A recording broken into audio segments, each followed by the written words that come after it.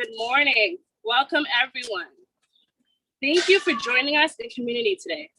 My name is Sherry J. Innocent, and I'm the political director for Kina Collins for U.S. Congress.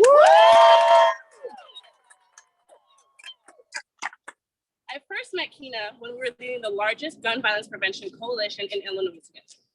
Kina fights from the heart for her community. I know because I fought alongside her. That's why when I heard Kina was launching her campaign for U.S. Congress, I jumped at the opportunity to get back in the fight with her. I want to see Kina lead Illinois 7th because I know that she will bring this district into a new era, an era of necessary long-term and equitable change and community unification.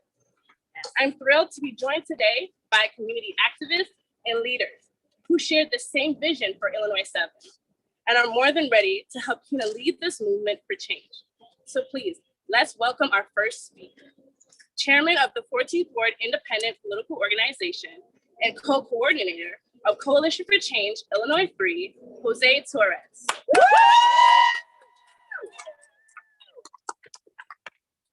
Buenos dias. Buenos dias. Good morning from the west side, the neighborhood of Austin, where Kina is not only rooted and ready, but homegrown. The 7th district as our new congresswoman and the most progressive individual on the west side of Chicago. Let's give it up for that. Because it's time for change. 25 years of the same politics. Enough. Anyway. We need to continue working on expanding the progressive base, and I cannot think of anybody better than our own Kina Collins. Yeah. Someone that not only has fought to build coalitions in the state of Illinois, but actually reach across the aisle and work to pass legislation under a Republican governor in the state of Illinois. Can you imagine what she can do under a Biden administration? Yes. But it's important that we not only support Kina, but that we work to get her not just on the ballot, but that we get her elected so that when she does win and she gets sent over to Congress, we have a leader that is not just going to represent downtown, Streeterville, and every other big corporation in miles away from here, but will represent organizations and neighborhoods like Austin and make sure that we get our due process, that we get the funds that we need to continue growing, and that we end gun violence in Chicago. Yeah. It's about time.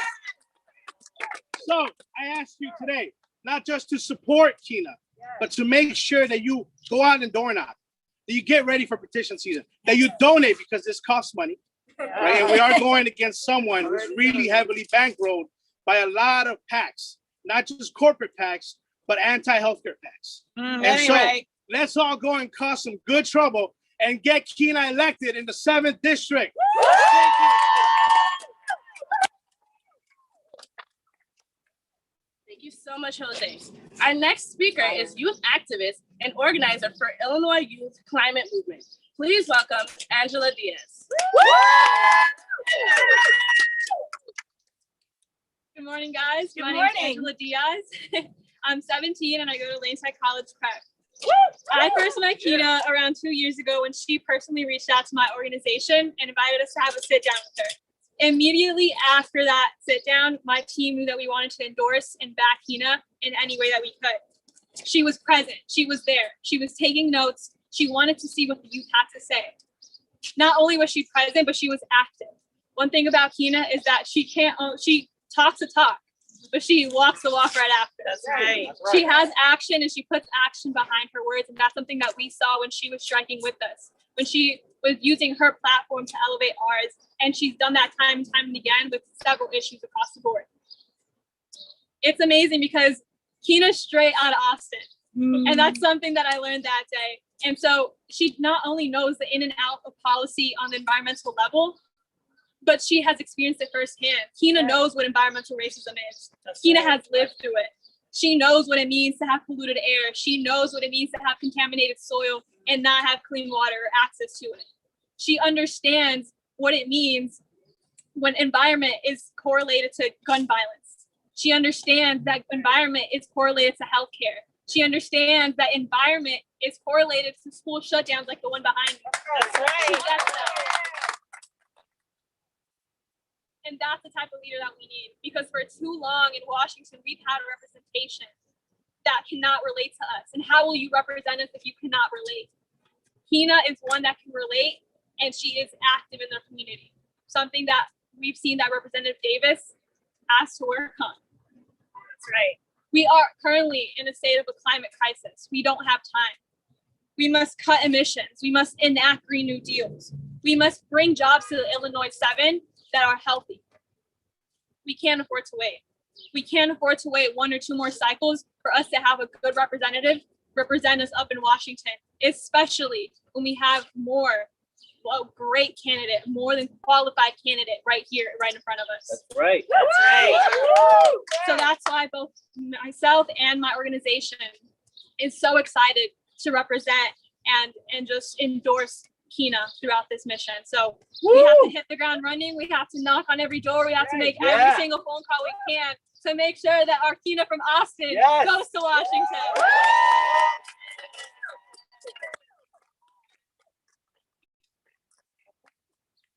Thank you. The youth on this campaign is fired up and ready to go. Yes. Another youth activist and founder of the Oak Park Youth Committee for Change. Please welcome Lily Manning. Hi, my name is Lily Manning. I'm 17 and I go to Oak Park River Forest High School. And in August 2020, with the help of community activist Kate Redling, I created a youth activism volunteer group called Youth Committee for Change as a way to amplify youth voices in Oak Park. I've often been told that I should wait until I'm adult, that I don't know what I'm talking about, and that I have no right to involve myself in things that don't affect or involve me. But as a soon-to-be adult, I and others my age know that every decision made right now affects my future. We're not willing to sit quiet and let immoral decisions ruin the planet that we call home. Too often, it's difficult to find adults that have the experience, benevolence, and power to support us. Luckily, Youth Committee for Change was connected to Kina, who has played an instrumental role in guiding our group and fighting alongside us. She has dedicated her time and knowledge to mentoring us and to helping us organize and create power. I support Kina because Kina understands the urgency of this movement, and she understands the importance of youth organizing. She is powerful, driven, and I know that when she is elected, she will remain connected to grassroots organizers on the ground, and that she will serve the community as a whole. My generation is tired of politicians who put the need of corporate donors ahead of the needs of the people they serve. That's right. But Kina is not one of those people. She is one of the most selfless women I've ever had the pleasure of meeting, and I can't wait to be able to exercise my right to vote for what will be the first time in the 2022 midterm election to elect Kina to Congress. I'm ready to organize youth in the community and to stand with me and support Kina, one of the first people to involve youth in her campaign and one of the only to consider the impact her decisions in office will have on our future. Adults, I urge you to vote as if your children, grandchildren, and great-grandchildren's lives depend on it, because they do. We need more people like Kina in government who will nourish the growth of the future leaders of America. This right here is the first school that my dad went to, and it was shut down by Rahm Emanuel as an impact of the systemic disinvestment in our community. When you shut down these schools, the people who can leave and the people who can't are stuck here with an empty shell of a school. And that's why the communities in our district are suffering, because we're putting our faith in politicians that are not putting their faith in us. That's right. Kina, I am beyond honored to have received the opportunity to endorse you, and I cannot wait to see what you do in office. Vote Kina!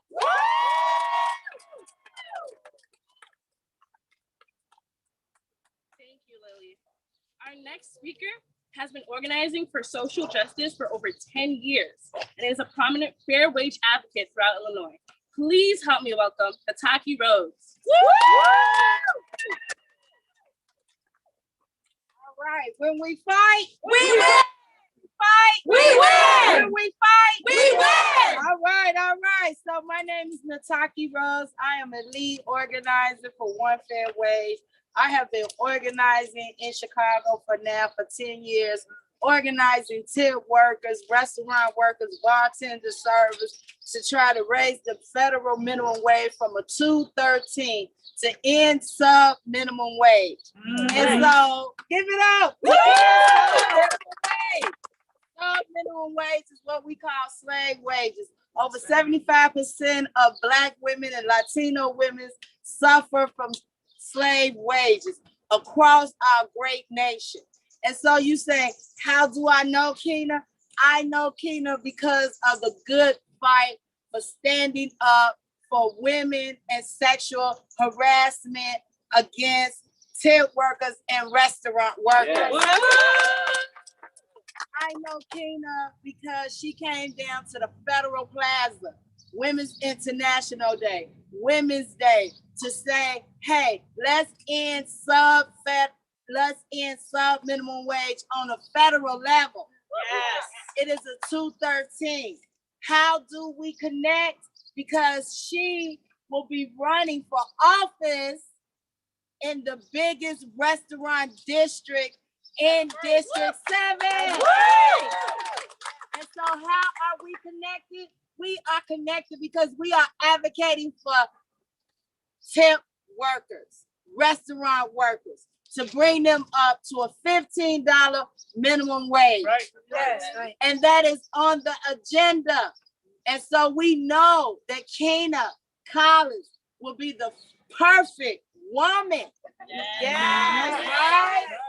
To run for this position, for this seat in the 7th district, will represent great women that are working, trying to survive on minimum wage, on a $4.95, on a $2.13, on a $3.35, all across. Just check it out across the great state. And so when we send Kina to Washington, she will be putting a vote to end sub-minimum wage. That's right. I know for sure millions of women across America will always appreciate that vote. Right now, we have to hit the ground because downtown, we have a whole lot of tent workers, restaurant workers that need her voice, that needs her representation, that needs to know that she will end the 213 sub-minimum wage. That's right. And she will stand up for women of all colors and all races to represent Illinois 7 across this great state. And that's what we need, right? When they say, why do we work together? Why do I see her? Because through this great pandemic, she also knows that workers have been working through the pandemic without health insurance, without unemployment, facing sexual harassment. Greater massive of sexual harassment has went on for women across the board.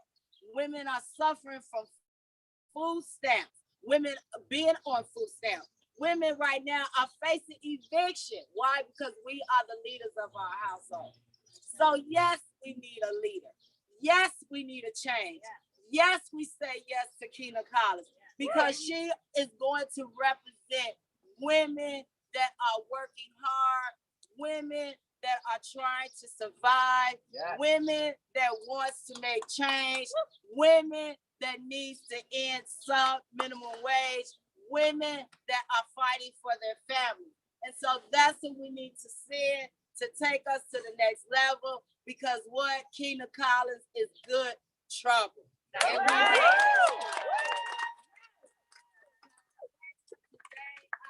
to say, working with my sister, even getting arrested with her downtown in the Gold Coast, and we got to go back there to remind them that it's just not their town, their city, their state. It's all of our states. And so to do that, we have to level the playing field and make sure that we're making a decent wage, a living wage to take care of our families. That's and right. So I thank you for standing with us. Thank you for doing everything, keeping the voice, keeping the movement alive. Thank you very much.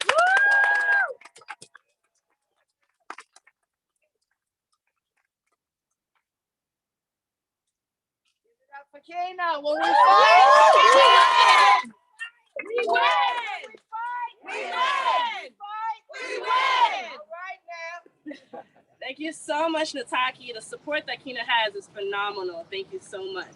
Our next speaker, Our next speaker has served in the nonprofit sector for over 14 years and has worked with the community in healthcare, at-risk youth, mental health, and women's rights. Please welcome Deborah Harris.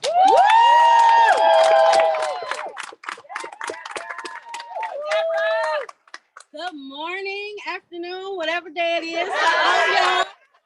I have known Kina Collins for several years now. I have worked with her as we marched in these streets in Women's March, Illinois, when I was a part of that. She has supported me in educating this community during the worst pandemic and during the most badass uprising our generation has ever seen during my tenure in Action Now. She has come out and supported. And what I want you all to know today is that this is ground zero for Kina Collins. This is ground zero. And I believe with everything in my heart that there are two things that Kina Collins wants all of us to know. She wants us to know and see the truth, and she wants us to know and see what we deserve. The truth is that the Austin community has suffered way too long with healthcare inequities, education inequities, economic development inequities, and gun violence that should have long been gone from this community. That's right. The truth is that there is an incumbent in office that has given up on what the people deserve and need, that has turned a blind eye to the voice and to the plans and the collective visions of the people of the Austin community, of the people of Illinois District 7. The truth is that the incumbent has allowed us to only receive breadcrumbs from the bottom of a barrel for far too long. That is right. The other thing that Kina wants us to see is what we deserve. And what we deserve is in her. What we deserve is a leader whose office is wherever her people are. Her office is wherever there is a cry for help. Her office is wherever there needs to be someone's voice uplifted. Her office is wherever someone needs to have their plan help and build for them. Her office is wherever people feel like they are silenced. Her office is wherever her people need to be. She has an open door policy in our office. Everybody is welcome. Kina understands what the people need and deserve because this is her ground zero. This is her ground zero.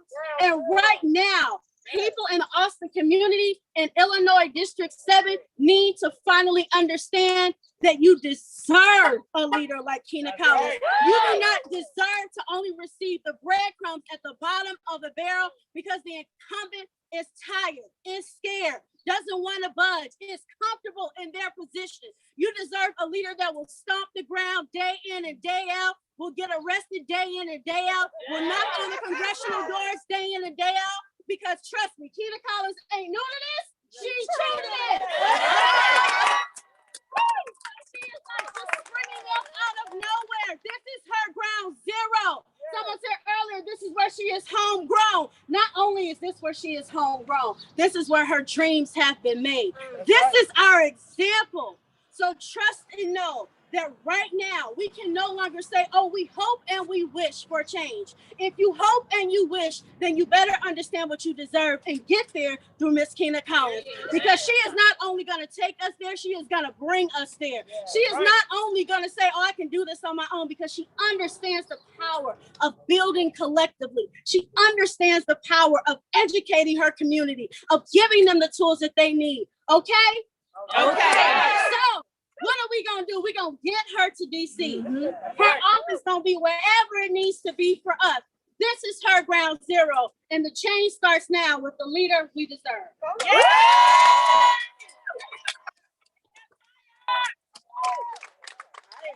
so much, Deborah. I'm telling you, we have some fighters on this campaign.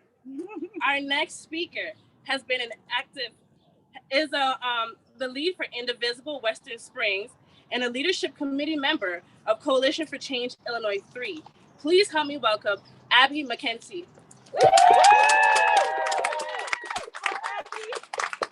Hello, my name is Abby McEntee. I'm an activist with Indivisible Western Springs in Kina's sister district, Illinois 3, where we've long been at work to support progressive candidates like Kina, who will fight hard for our values and for positive change in this time when we need that kind of leadership the most. I'm here today because Kina and her campaign are about building a strong coalition. so that together we can bring real and much needed change to all of Illinois. Right. I first met Kina not through politics, but as a volunteer for Moms Demand Action. And in that role, I saw firsthand her extensive work on gun violence prevention. Her drive to face such a difficult issue head on is inspiring, and it's why we need her representing Illinois 7. We need her because she is already doing the work. She's already showing up out in the community, demanding justice, demanding that we focus on the issues that are most important to her community. And it's why I believe Kina belongs in Congress. The 7th district has long been a beacon for progressive values all over Illinois. But recently that fire seems to have dimmed. I believe Kina is the person who will reignite those flames, who will lead and not follow on tough issues, and who will engage the people she represents to find solutions. In my district, we fought hard to bring progressive representation to our communities. And by coming together, we accomplished that when we elected Marie Newman in 2020. I know that Kina can bring that same kind of representation right here to aisle 7. And that's why I'm thrilled she's running for Congress. And it's why I'm proud to be here as Indivisible Western Springs endorses Kina Collins as Illinois 7's next Congresswoman.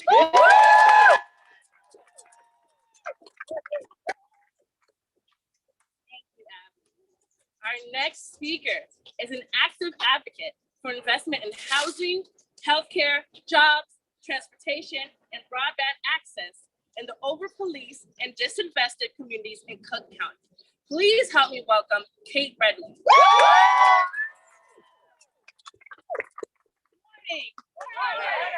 morning.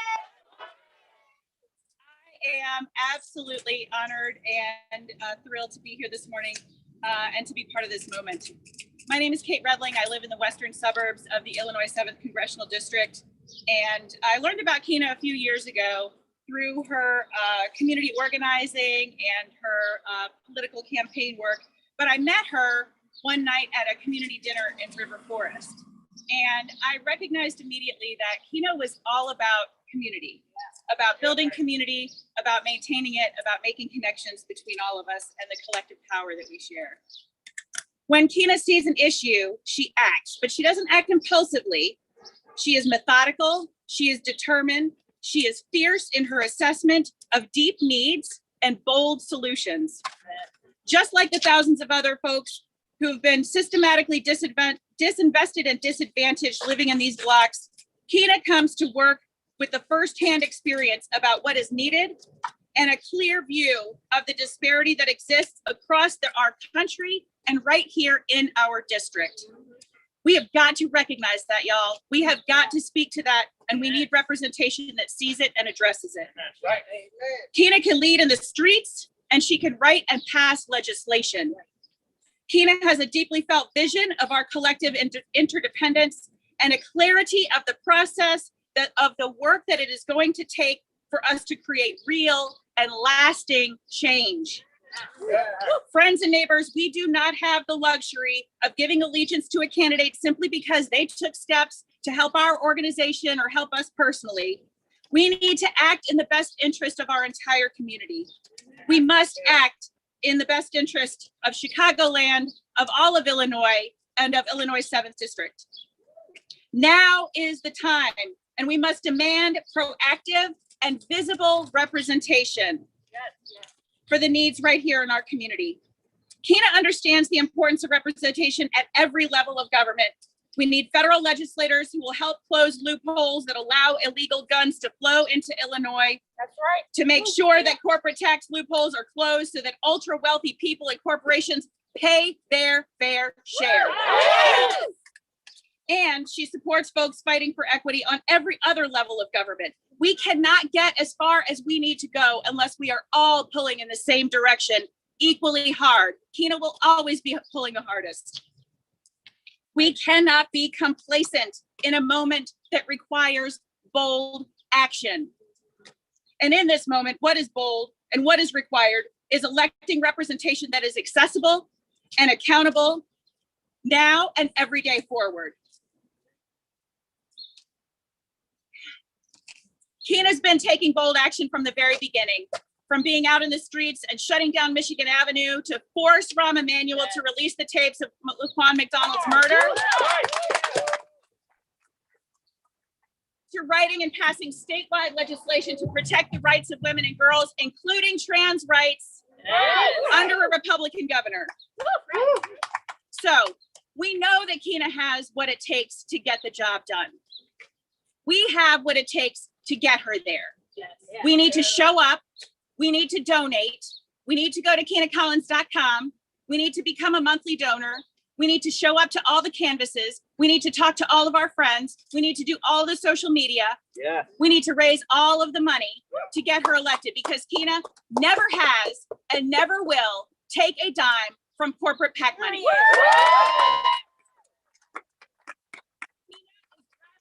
Funded by individual donors like me, like you, like everybody here. We send Kina there, and we can do this. We know that organized people and organized money gets us accountability and gets us our candidates elected. So please join me in supporting Kina Collins to represent the 7th Congressional District. Thank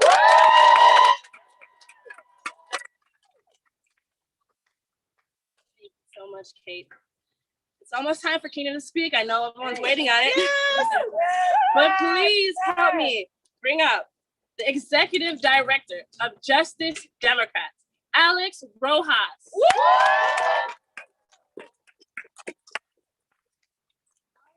Hey, everybody. As you heard, I'm the Executive Director at Justice Democrats. We could not be more honored and excited to be here to announce our support for Kina Collins in this district for Congress. For those of you that may not know about the work that we do, we're a grassroots organization dedicated to recruiting and electing the next generation of diverse, working class progressive leaders to Congress by uplifting local leaders to challenge corporate-backed politicians, including Democratic incumbents. And that's why we're here. Kina is an incredible human being. And as you've heard, an incredibly accomplished local leader that is indisputable. What this moment demands, though, is not incremental change. It's running towards our biggest problems and taking the responsibility and tackling them head on and not waiting for someone else to go and solve them. Illinois 7 is the most unequal district in America. Yeah. This district is home to the wealthy financial district, luxury hotels, big tech companies, but also neighborhoods with unemployment as high as 35%. That's right. Lead in drinking water, and a quarter of the gun violence here in the state of Illinois. Right now, you can drive to Streeterville, just 9 miles. You can see a 30-year life expectancy gap. This district simply does not have the time to waste playing politics with people's lives. Our communities don't have the luxury of time to wait for solutions to become a reality for the next 24 years. And I respect Congressman Danny Davis's tenure, but the job description has changed. Correct. We can no longer expect the same leaders that are part of the establishment that got us here to be able to lead us out of it into the future that we know that we deserve. This campaign and our movement at Justice Democrats is about meeting a moment in history with solutions that match the scale, the scope, and the urgency that this moment demands. To go at our biggest problems with a ruthless, compassionate focus on the poor and working people of this country and this district who have been forgotten and left behind. People who have faded into the background while politicians in DC have only gotten richer and more comfortable clinging on to power without actually doing much of it when they have it. That means we need to support leaders who are going to fight for Medicare for all, who are going to refuse to take corporate PAC money, who are going to support a just transition and a Green New Deal to make sure no workers get left behind, and will always put their communities first before playing politics with people's lives. And as so many have said, Chicago and Illinois 7 deserve this. They deserve it, and they deserve nothing less. They deserve a representative who lives and breathes this city and believes in the full potential of every single human being. Kina says it's not just about how you vote, it's about how hard you fight. Right. Now, without further ado, candidate for Congress in Illinois 7th and hopefully future Congresswoman of this district, Kina Collins.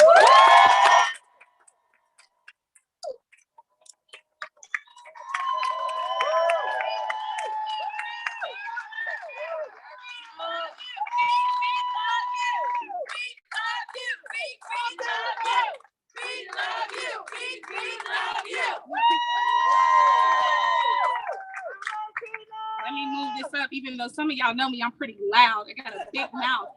We love you. You know, my mom said, I always knew you'd run for office because when we taught you how to talk, we couldn't get you to shut up. So thank you for everybody who is out here today. I'm overwhelmed with emotion. And really in my leadership, I don't like to do a lot of the talking because as you can hear from the speakers that's coming up here, they know what they need. And I don't want anybody to confuse us in this moment. We are the experts of our community. You don't need to sit in a seat for 40 years, for 30 years, for 24 years to say that we are going to fight these fights and we are going to win. My name is Kina Collins, for anybody who doesn't know me, and I'm running for Congress here in the Illinois 7th Congressional District.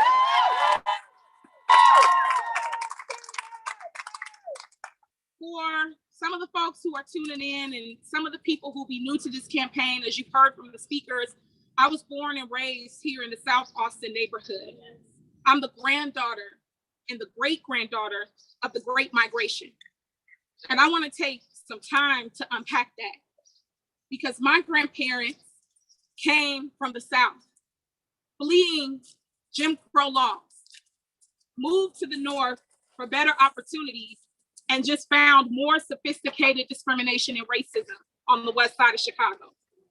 That is a story of many Black Chicagoans. And I'm so proud that my grandparents landed in the Austin community because Austin is home to organizers. Austin is a place where Fred Hampton said that you can jail the revolutionary, but you will never be able to jail the revolution. That's right. So I'm rooted in that sense and those leaders who come before me. I come from a large working class family. There's a lot of us, y'all. I have 6 brothers and sisters, and both of my parents are in unions.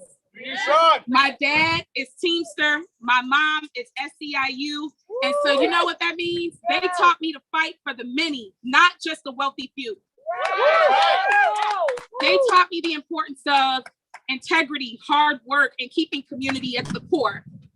And that's what we're going to take with us all the way to Congress.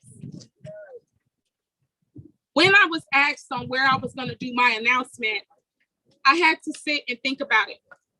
Because while we could have picked a really posh place downtown, a really comfortable place in the western suburbs, I chose to show the world what unity looks like when you reclaim spaces that millionaires and billionaires try to tear to the ground.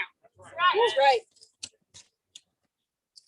Rahm Emanuel was a mayor who is a Democrat who people think represent the city of Chicago.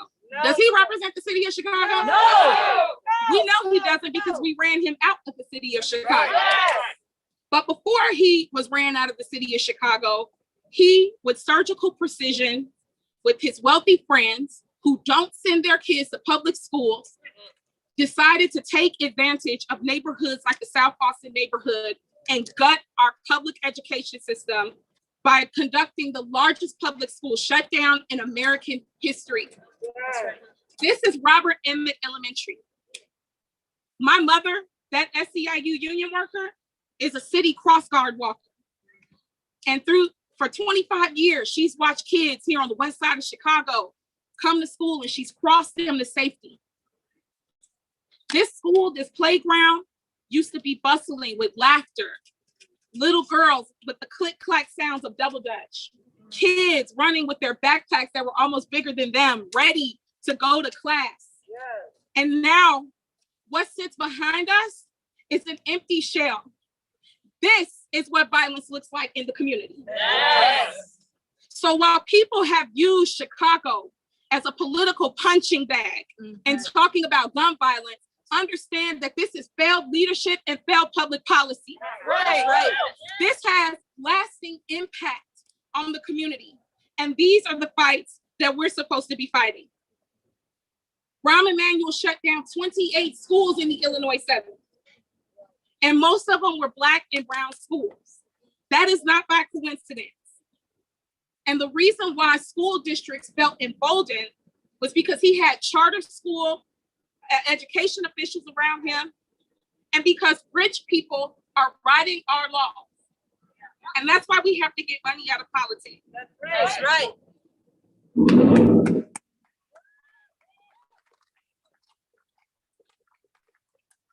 The Illinois 7th Congressional District is one of the most diverse districts in the country, yet one of the most unequal. So when we talk about having a progressive in office, we can't see those results being played out in our communities.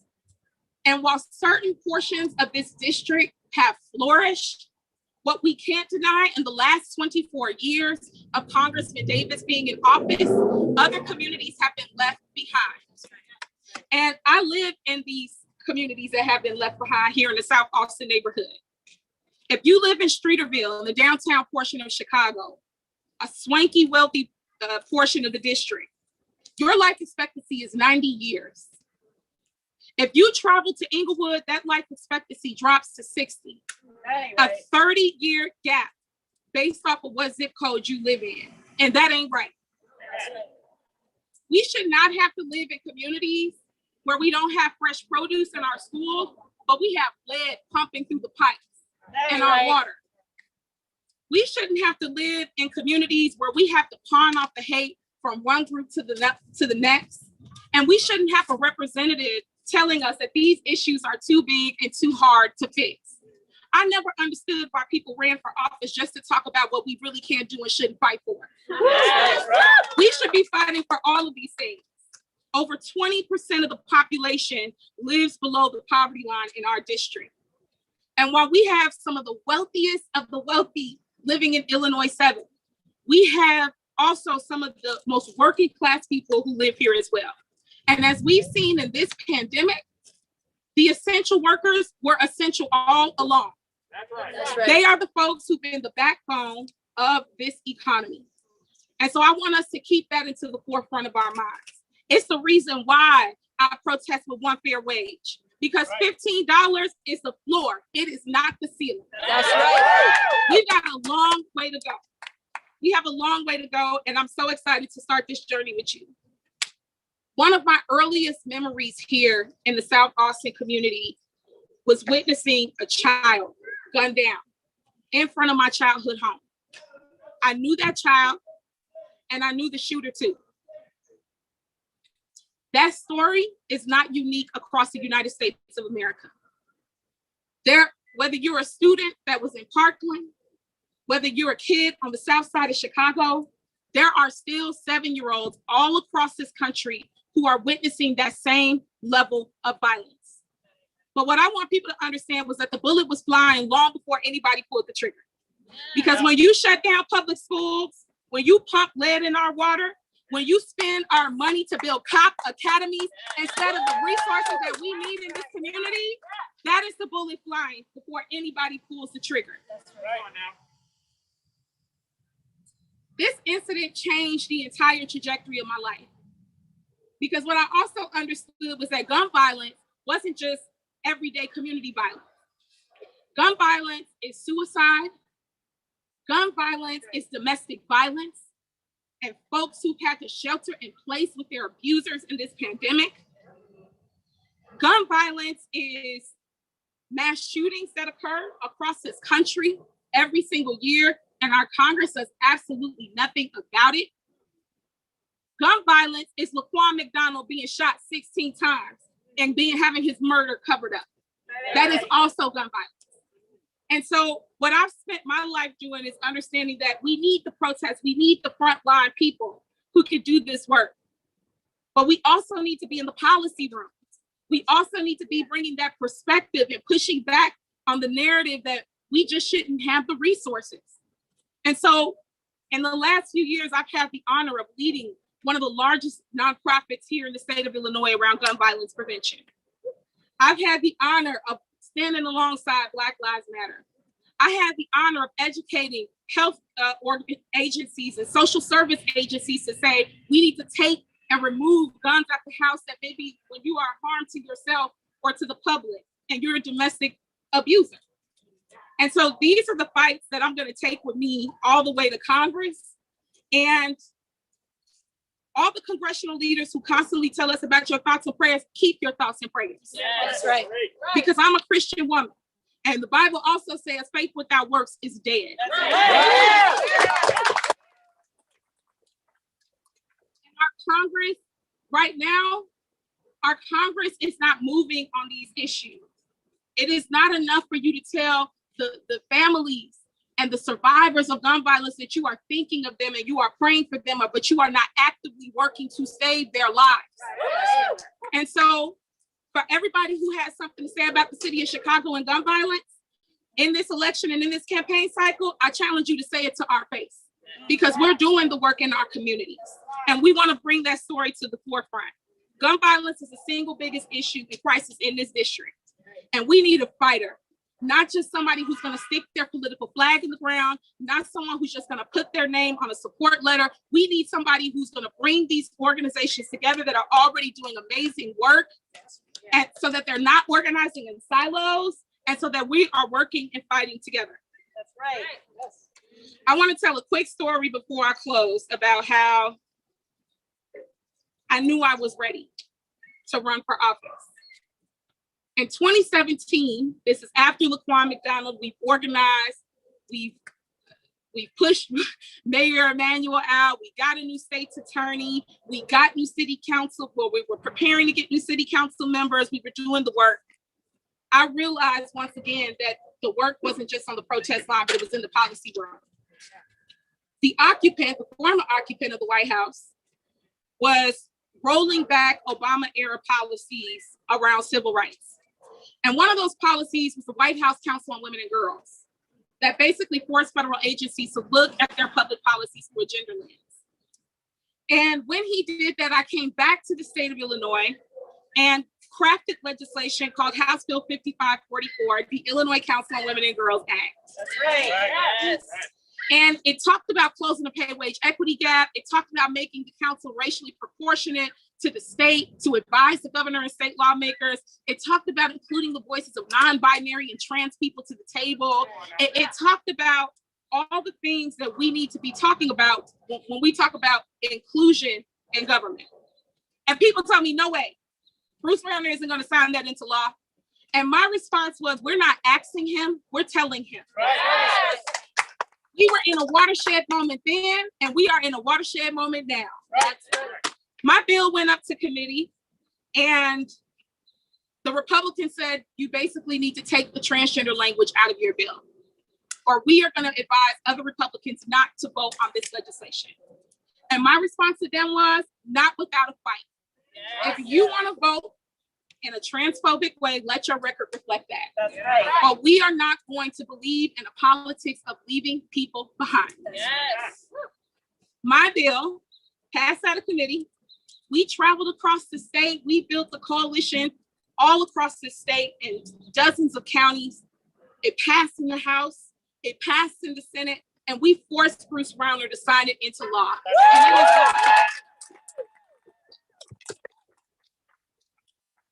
In 2008, it was actually interesting that was sparked by President Obama's civil rights policy. Because in 2008, Barack Obama told us, yes, we can. In 2022, I'm saying, yes, we better. We don't have a choice. We don't have an option to stand on the sidelines. We're seeing our voting rights gutted. We're seeing reproductive rights threatened. We're seeing unions trying to be bussed up by millionaires and billionaires. That ain't right. And so, yes, we better get it together. The decision to challenge Congressman Davis was not an easy decision. Congressman Davis has been my congressman since I was 5 years old. Essentially, the only congressman that I've ever known. But when you've been in Washington for 24 years, you become a part of that system. When you take corporate donations, when you miss votes, when you don't have the steam to keep up with the community meetings that are happening and pressing and urgent moments, it's time. It's not only time for the next generation of leaders to pick up the torch, it's our responsibility to do so. That's right. And so I ask people who have voted for Congressman Davis for decades, give our campaign a shot. Listen to our policies, probe us, hold us accountable in the process. And unfortunately, I've been at community meeting after community meeting, and I just have not seen the congressman. And so that is why we're primarying Congressman Davis. And that's why we're gonna win.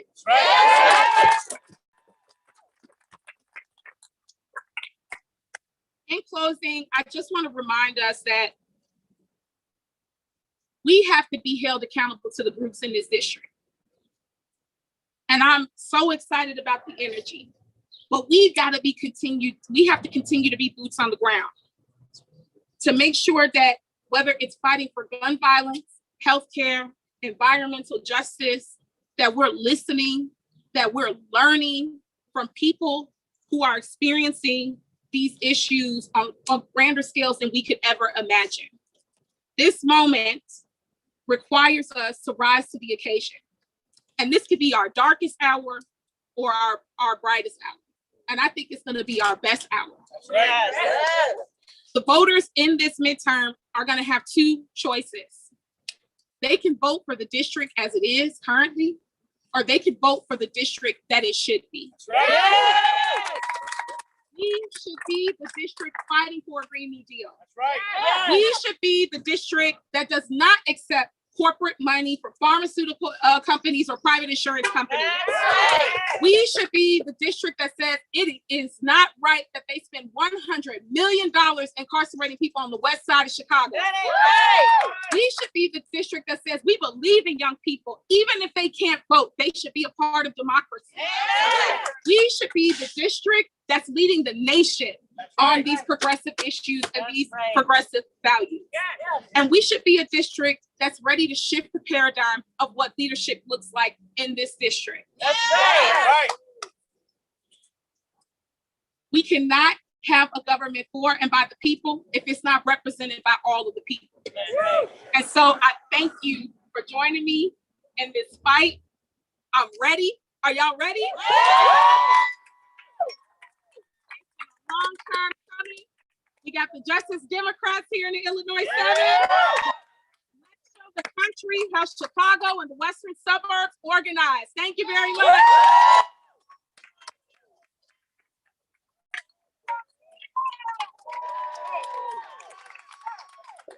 Please give it up for Kina. Thank you so much, future Congresswoman Collins. It feels really good to say that. And let me tell you real quick before I close out. When we were getting the campaign together and Kina was considering a run for Congress, we were deciding where we would have the launch. And some people were saying downtown or other suburban neighborhoods, and Kina said Austin.